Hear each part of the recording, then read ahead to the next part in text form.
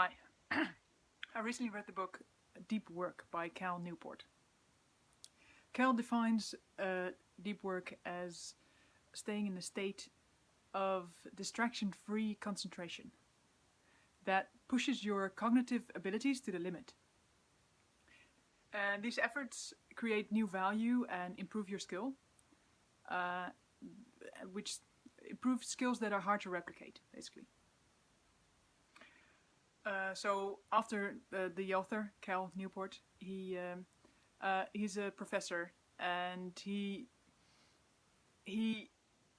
produced double amount of research papers than his colleagues, whilst having a family and whilst writing this book. And he was teaching full-time at a prestigious university as well. So, you know, a lot of people don't have time to go off the grid for weeks at a time to do deep work. But he shows that we can maintain a busy schedule and still find ways to do deep work and get significant results in our life.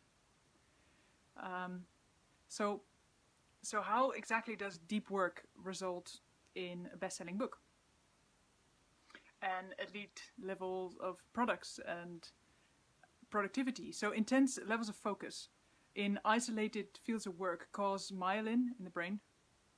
Myelin is a white tissue that's around brain tissue that develops, so that the brain cells can fire faster. So in a sense, when you practice deep work, you upgrade your skill. You upgrade your brain, and you allow for specific nerve cells to fire effortlessly and more effective. So the brain update is rare. It has the ability to spread to billions of people and stand out from the noise. Because, you know, like, when was your last tweet and how quick was it forgotten in the flood of, you know, incredible information coming to you continuously?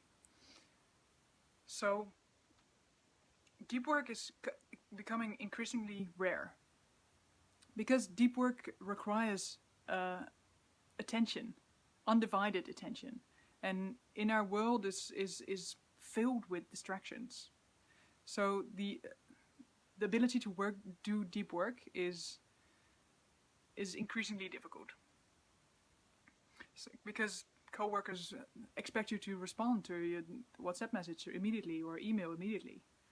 And the open office concept is filled with distractions. And your friends online, you know, expect you to maintain a continuous media presence. So it's not enough to just try to ignore these distractions. We're hardwired to be distracted because that was our survival. You know, to check away from work and surf the email, like 50% of the time. But there's hope. You can build the deep work and escape the distraction, and thus separating you from the pack. So here are 3 deep work strategies that you can incorporate in your daily life to heighten your ability to focus and produce results that are hard to replicate. So first, schedule your distraction periods. So most of us allow ourselves to go online any moment in time. Check our phone whenever it buzzes or dings. But doing so is training your brain to avoid deep work. So it's training your brain to give in to any distraction. So to build your tolerance to avoid distraction, you need to place boundaries on your distractions. So have a notepad nearby and note down your next distraction break.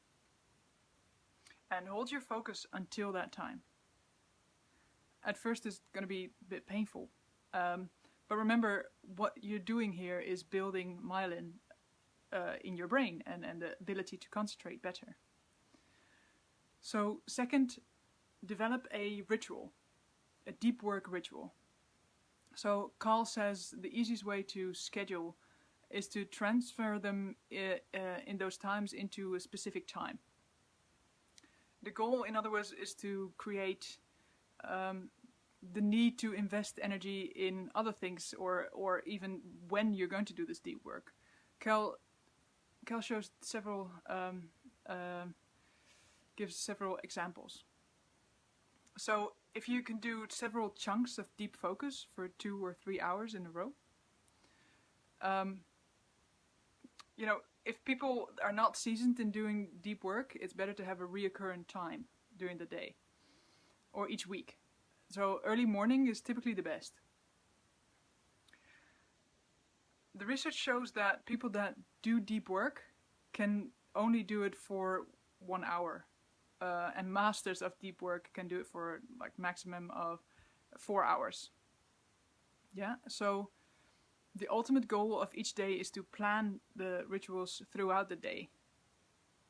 So you want to build it up to 4 hours a day. So have a daily, and then the third one is to have a daily shutdown ritual. So you work really, really hard, really deep, really focused. And then at the end of the day, you need to sleep. It's a price we need to pay in order to actually create our brain and create our deep work. So to ensure that we get adequate sleep and get our attentions reserved for the following day, Cal recommends that we incorporate an evening shutdown into our daily routine. So an evening ritual, a bit similar like a morning ritual. So when you not complete any task that you want to finish that day, you're basically getting a series of steps lined up the following day. So that's often enough to get the items off your mind. So you plan tomorrow today.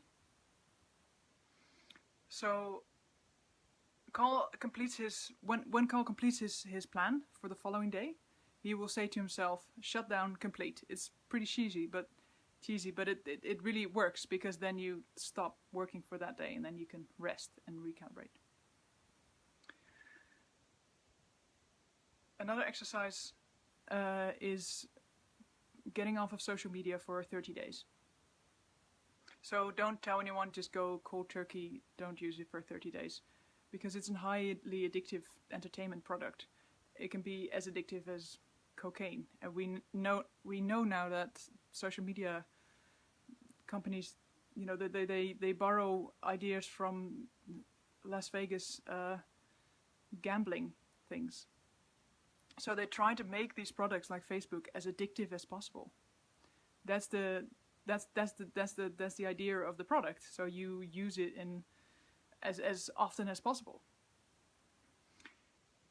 So if you use Facebook for your work, if you need to post something, just put block newsfeed on there, and then you can still post things, but you won't be distracted by the newsfeed. You can use that on YouTube as well.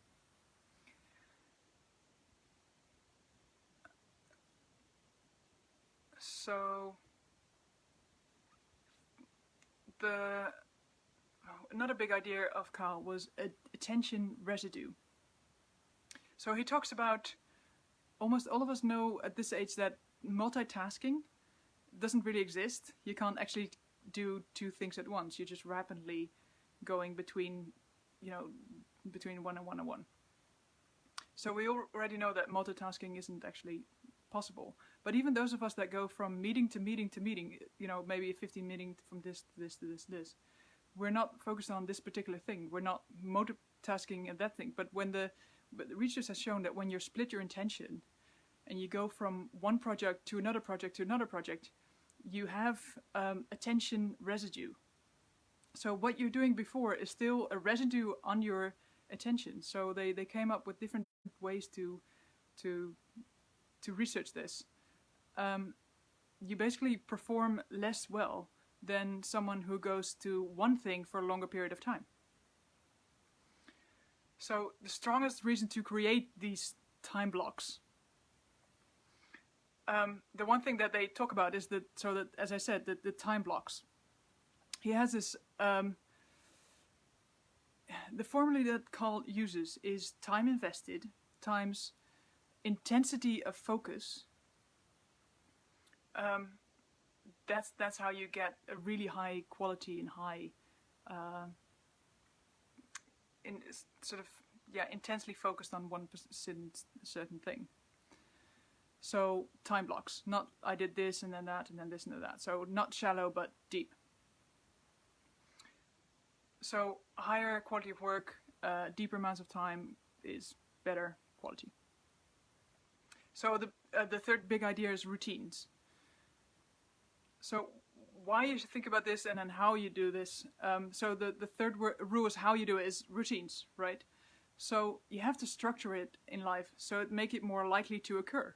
So all great creators do this. They don't hope that something will strike. They plan it. So there's 4 different approaches. So one is the monastery approach. That's what I did last week, where I went to our house in France off the grid and I read about 12 books. So then there's the rhythmic approach, and for the journalistic approach. So monastery, so think of a monk, right? So you're not checking your phone. You just work.